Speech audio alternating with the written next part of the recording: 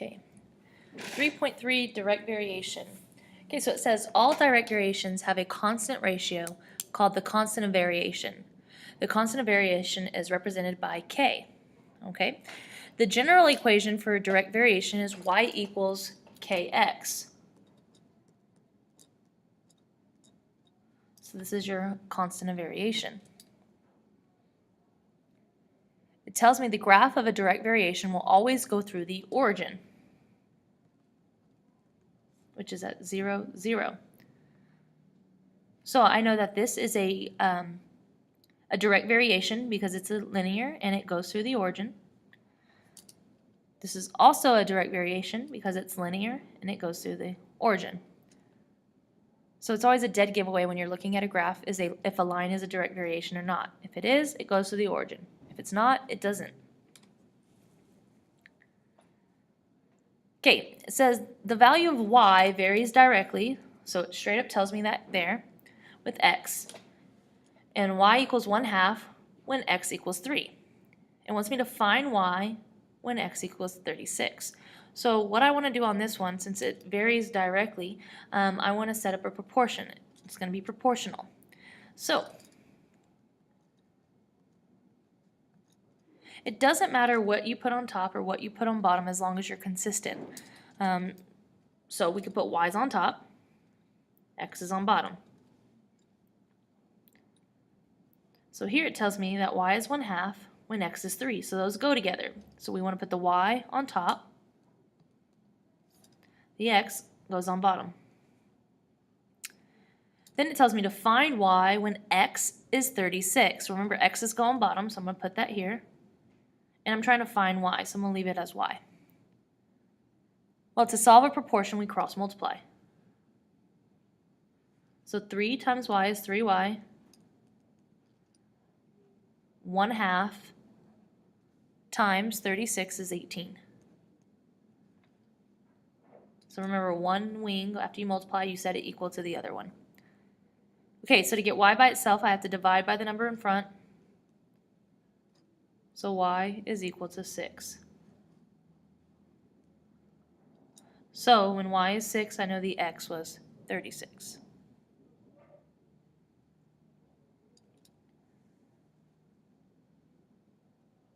Okay, it wants me to write the equation. Remember, the equation was y equals kx. Well, remember, typically the number in front of your x is your m, your slope, right? So k, all it is really is your slope, all right? It just has a special letter because it's a special line. It's special because it always goes through the origin. So really all I have to do to find k is to find my slope. So I need 2 points. Since it's a direct variation, I know it goes through the origin and then any other point. So it told me we had just found that y was 6, remember? We know that y was 6 when the x was 36. Or you could have used 3, 1/2, because this would have given you a point as well. I don't like fractions, so I'm going to go ahead and use this one. All right, so I put my fraction bar with my minus on top and bottom. I'm going to label my points x, y, x, y.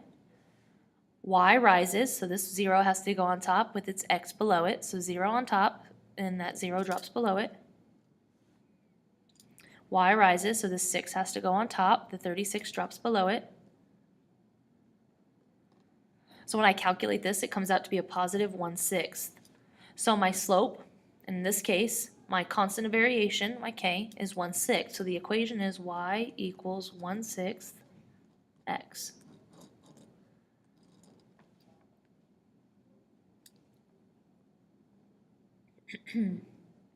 So really all it is a special letter for your slope because it's a special situation where it always goes through the origin.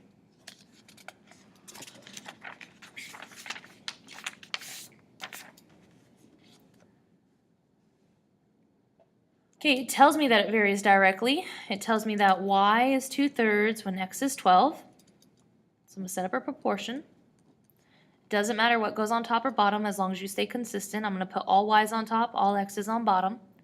So this 2/3 goes on top, and that 12 will go on bottom. It tells me to find x whenever y is 24. Well, I want y's on top. We don't know what x is, so I'm going to put x. All right, we cross multiply. 2/3 times x is 2/3 x. And you set it equal to the other wing, right? So I'm going to take 12 times 24. 12 times 24 is 288. Okay, to get rid of a fraction, we know we have to multiply by the reciprocal, so I'm going to multiply by the flip version, which is 3/2. What I do on one side, I have to do on the other. Okay, so a fraction and its reciprocals are opposite, so those cancel.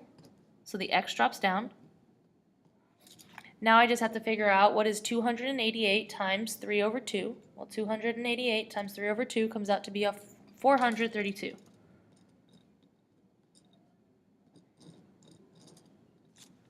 Oops. So I know x is 432 when the y was 24. Okay, so it wants me to write the direct variation equation, right? So which is y equals kx. So really, k is just a special letter for slope. Remember, it's special because it always goes through the origin, so I'm going to use 0, 0, my origin. And I can use this as a point, 12, 2/3. I don't like fractions, so let's not use that. So I'm going to use my x, which was 432, when the y was 24. But if you wanted to, you can use that. It does not matter. Okay, so let's find it by putting our divide bar with the minus sign on top and bottom. I'm going to label my points. Y's rise. So my y goes on top, the x drops below it. My y goes on top, this x drops below it. So 24 on top, 432 below it.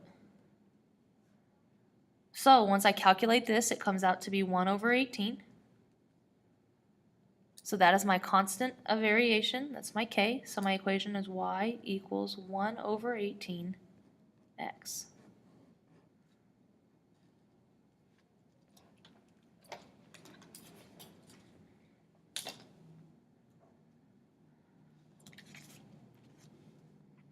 Okay, it tells me it varies directly. Y is -9 when x is -3. Find x when y is 18. So I'm going to set up a proportion. Remember, it does not matter. I'm going to stick with y's on top, x is on bottom. So this -9 goes on top, this -3 will go on bottom. Then it tells me to find x when y is 18. Well, y is on top. We don't know what x is, so I leave it as x. Cross multiply. -9 times x is -9x. Set it equal to the other wing, which is -3 times 18. -3 times 18 is a -54. Solve, so I'm going to divide both sides by -9 and get x equals a +6. All right, what's the equation? So it's asking for y equals kx. So really, that's just a special letter for slope. Since it's a direct variation, I know it goes through the origin, so 0, 0 is a point I can always use. I'll go ahead and use this one this time. Like I said, it doesn't matter. You can use -3, -9, or you could have used your x is 6, so 6, 18. Let's use this one this time. So -3, -9. Remember, x and then y. So I'm going to put my fraction bar with my minus sign on top and bottom. Y's rise, so 0 on top, this 0 drops below. Y's rise, so -9 goes on top. This -3 has to drop below. All right, when I get done calculating that, it's going to come out to be a +3. So that's my constant of variation, your special letter for slope. So y equals 3x.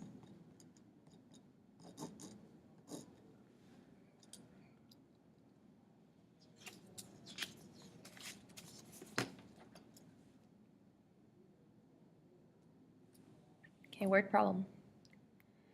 In an electrical circuit, the voltage across a resistor is directly proportional, to the current running through the resistor.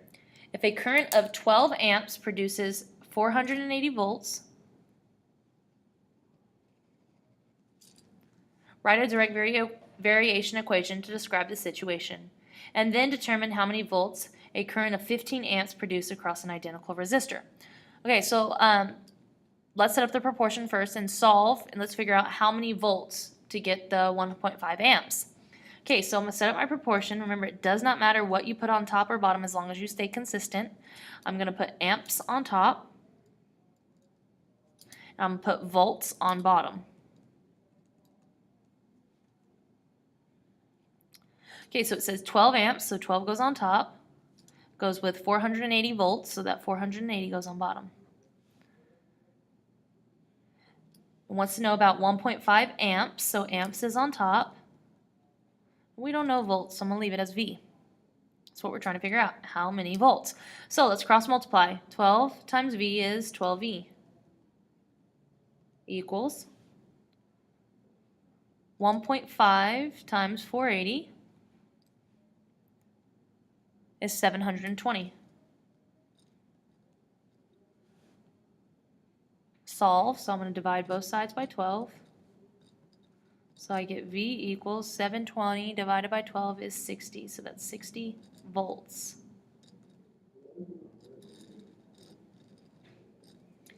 Okay, so I answered this question, how many volts? It also wanted me to write the equation, right? So I need to do a y equals kx. All right, so since it's a direct variation, let's find our slope, right? So I need 2 points. Let's use our origin, because direct variation will always go through the origin. And why don't we use the one it gave us, right? So I'm going to put 12, comma, 480.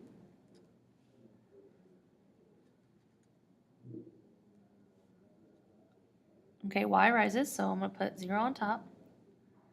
That drops below it. Y rises, so 480 goes on top.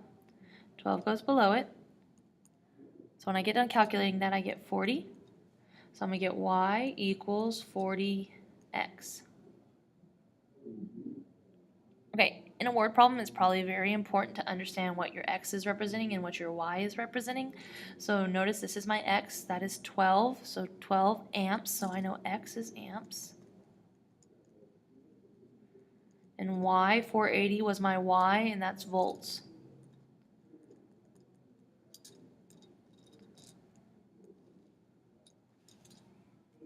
So there's my equation. But like I said, it's important to know which is your x, which is your y. So x is my amps, y is my volts.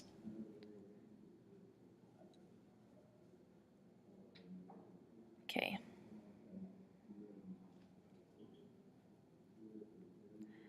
It tells me the amount of chlorine needed for a swimming pool varies directly with the amount of water needed to fill the pool.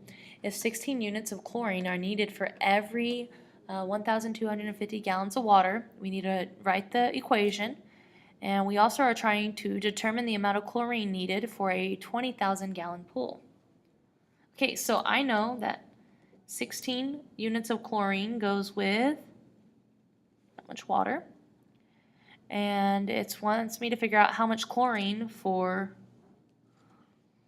that much, and 20,000 gallons. Cool. Okay, so I'm going to set up my proportion. We're talking about chlorine in gallons. What goes on top doesn't matter as long as you're consistent. So I'm going to put chlorine on top, gallons on bottom.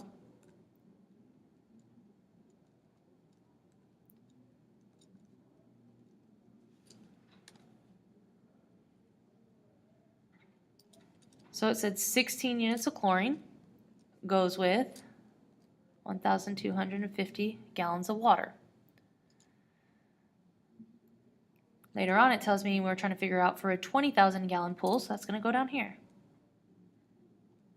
And we don't know how much chlorine, so I'm going to call it C for chlorine. All right, we cross multiply.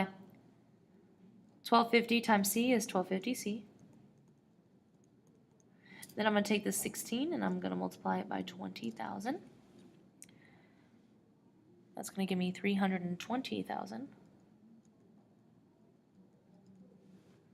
All right, we need to solve, so I'm going to divide both sides by 1250. That cancels, I get C equals 256, and that's chlorine, and they measured it by units of chlorine, so 256 units.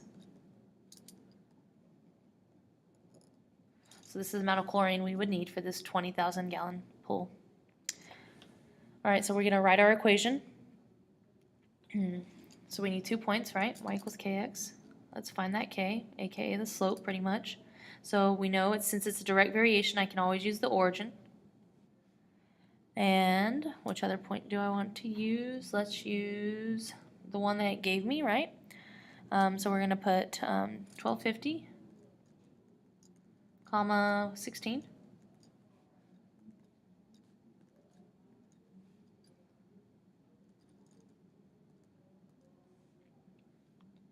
Y rises.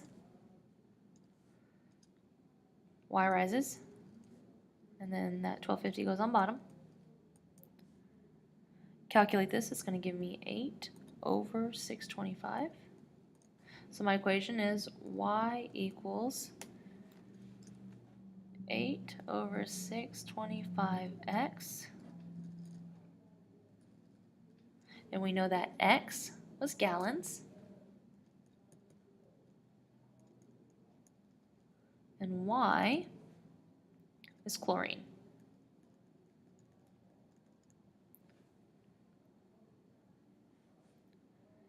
And one other way that you can tell which one is x and which one is y is that your y will always vary with the x. So if you read in the story, right here,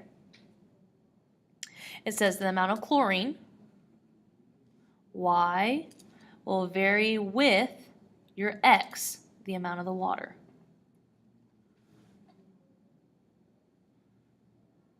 So y always varies with your x. So that's how I know that my chlorine is my y and my x is my water. So I think I skipped over that in example 4, so let's look back at it real quick. And notice that it says the voltage, so your y, always varies with or is directly proportional to the current, which is the x. So my y was volt, current is measured in amps. So y always varies with x. So if you want to write that at the top.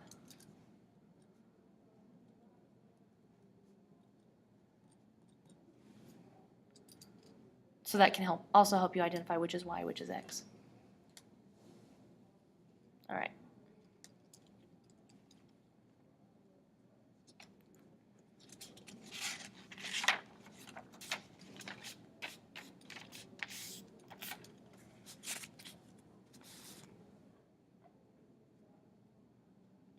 Okay. It tells me the mass of a substance varies directly with the volume, so I know the mass is y, varies with the volume, which is x. All right, it tells me 100 kilograms goes with 80 liters. All right, and I'm trying to figure out for 5 kilograms, what would the volume be? So I'm going to set up my proportion. Remember, it doesn't matter what goes on top or what goes on bottom, as long as you're consistent. So I'm going to put kilograms on top, and I'm going to put liters on bottom. So 100 kilograms goes with 80 liters. The problem is asking about 5 kilograms, so I know that has to go on top. I'm going to leave liters as x because I don't like to use an L. Looks like a 1. All right, so I cross multiply. 100 times x is 100x. 80 times 5 is 400.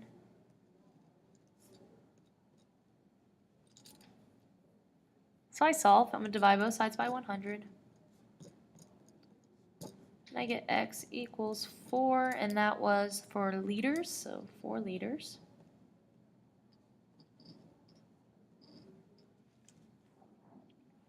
Okay, now we're going to write the equation, which is y equals kx. Okay, so since it's a direct variation, we get to always use the origin. And then you can pick any point you want. So let's pick the one that we want, right? The one that we just did. So liters. And up here, guys, some kids were getting confused. I remember last year about what do you measure mass in, what do you measure volume in. Okay, so is mass your kilograms or is mass the liters? Okay, mass, guys, is measured in kilograms. Liters is volume. So that's, if you're not sure, if you didn't know that, now you do. Mass can be measured in kilograms. It's like your weight of something, right? Volume is liters, like the volume of a soda, right? You get a 3 liter. Okay. So we found 4 liters. So that's my x. So 4 with 4 liters went with 5 kilograms, right?